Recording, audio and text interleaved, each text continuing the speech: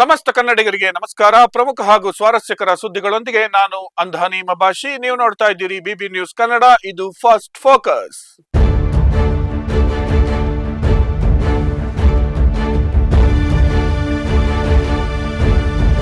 ಮೊದಲಿಗೆ first focus ಸುದ್ದಿಯ ಮುಖ್ಯಾಂಶಗಳು.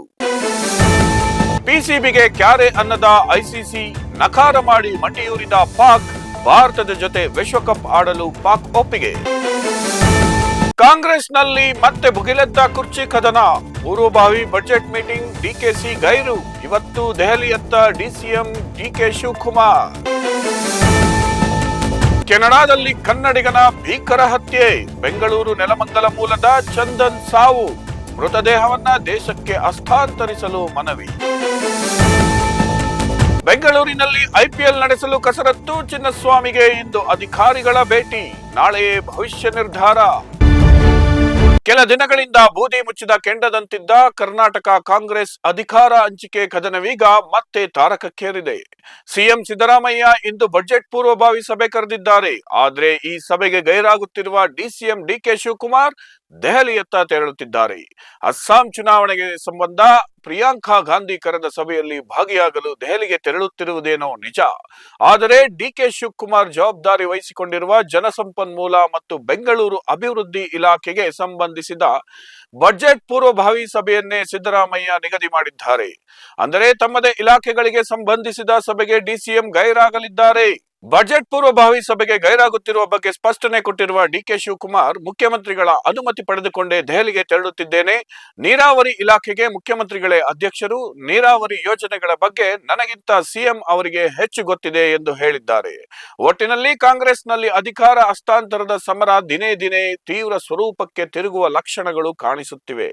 ಇಂದು ದೆಹಲಿಗೆ ತೆರಳುವ ಡಿಕೆ ಶಿವಕುಮಾರ್ ಅವರೇ ಹೇಳಿದಂತೆ ಅದೇನು ದುಃಖ, ಕಷ್ಟ, ನೋವುಗಳನ್ನ ವರಿಷ್ಠರ ಮುಂದೆ ಹೇಳಿಕೊಳ್ಳುತ್ತಾರೆ ಎಂಬುದನ್ನ ಕಾದು ನೋಡಬೇಕಾಗಿದೆ.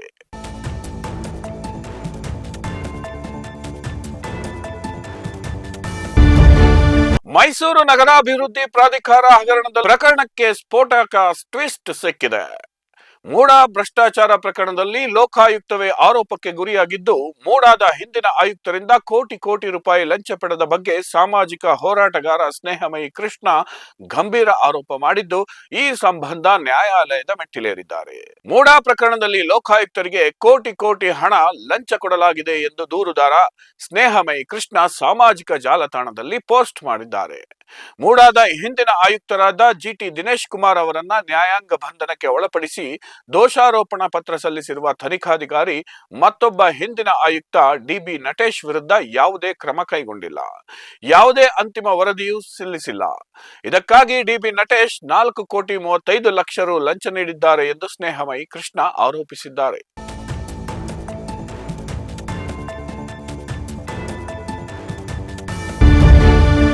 ಸಾಮಾಜಿಕ ಮಾಧ್ಯಮ ಪೋಸ್ಟ್ಗಳಿಗೆ ಸಂಬಂಧಿಸಿದಂತೆ ಪ್ರಾಥಮಿಕ ವಿಚಾರಣೆ ನಡೆಸದೆ ಏಕಾಏಕಿ ಎಫ್ಐಆರ್ಗಳನ್ನು ದಾಖಲಿಸಲಾಗುತ್ತಿದೆ. ಈ ಬಗ್ಗೆ ರಾಜ್ಯ ಪೊಲೀಸ್ ಮಹಾನಿರ್ದೇಶಕ ಎಂಎ ಸಲೀಂ ಹೊಸ ಮಾರ್ಗಸೂಚಿಗಳನ್ನು ಪ್ರಕಟಿಸಿದ್ದಾರೆ.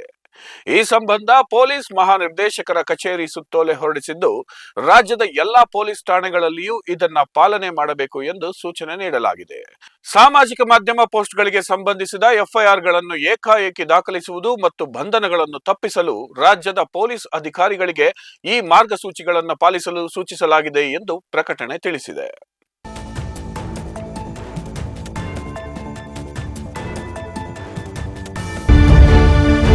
ಅಯೋಧ್ಯೆಯ ರಾಮ ಮಂದಿರದ ಮೇಲೆ ದಾಳಿ ನಡೆಸಲು ಸಂಚು ರೂಪಿಸಿ ಜೈಲು ಪಾಲಾಗಿದ್ದ ಅಬ್ದುಲ್ ರೆಹಮಾನ್ನನ್ನ ಜೈಲಿನಲ್ಲಿ ಖೈದಿಗಳು ಕೊಲೆ ಮಾಡಿರುವ ಘಟನೆ ಹರಿಯಾಣದ ಫರೀದಾಬಾದ್ನಲ್ಲಿ ನಡೆದಿದೆ.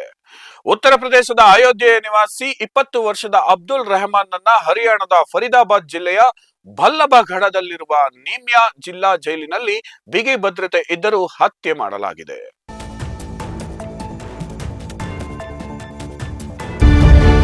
ಕೆನಡಾ ರಾಜಧಾನಿ ಒಟ್ಟಾವಾದ ಶಾಪಿಂಗ್ ಮಾಲ್ ಒಂದರ ಬಳಿ ಅಪರಿಚಿತ ದುಷ್ಕರ್ಮಿಗಳು ಬೆಂಗಳೂರಿನ ನೆಲಮಂಗಲದ ಬಳಿಯ ತ್ಯಾಮಗೊಂಡ್ಲು ಮೂಲದ 37 ವರ್ಷದ ಚಂದನ್ ಕುಮಾರ್ ಎಂಬ ಟೆಕ್ಕಿಯನ್ನ ಗುಂಡಿಟ್ಟು ಭೀಕರವಾಗಿ ಹತ್ಯೆ ಮಾಡಿದ್ದಾರೆ.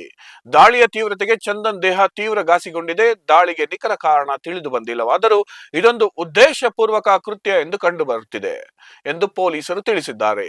ಮಗನ ಅಂತ್ಯಕ್ರಿಯೆಯನ್ನು ಹುಟ್ಟೂರು ತ್ಯಾಮಗೊಂಡ್ಲುವಿನಲ್ಲೇ ನೆರವೇರಿಸಲು ಪೋಷಕರು ನಿರ್ಧರಿಸಿದ್ದು, ಹೀಗಾಗಿ ಮೃತದೇಹವನ್ನ ದೇಶಕ್ಕೆ ತರಲು ಸಹಾಯ ಮಾಡುವಂತೆ ಮೃತನ ತಂದೆ ಭಾರತ ಸರ್ಕಾರಕ್ಕೆ ಮನವಿ ಮಾಡಿದ್ದಾರೆ.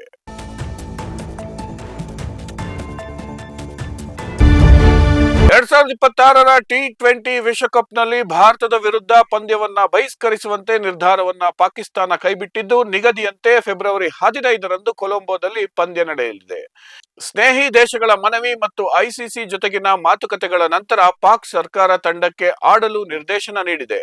ಬಹಿಷ್ಕಾರದಿಂದ ಉಂಟಾಗಬಹುದಾಗಿದ್ದ ಭಾರೀ ಆರ್ಥಿಕ ನಷ್ಟ ಮತ್ತು ಐಸಿಸಿ ಶಿಸ್ತು ಕ್ರಮದ ಭೀತಿಯಿಂದ ಈ ನಿರ್ಧಾರ ಕೈಗೊಳ್ಳಲಾಗಿದೆ.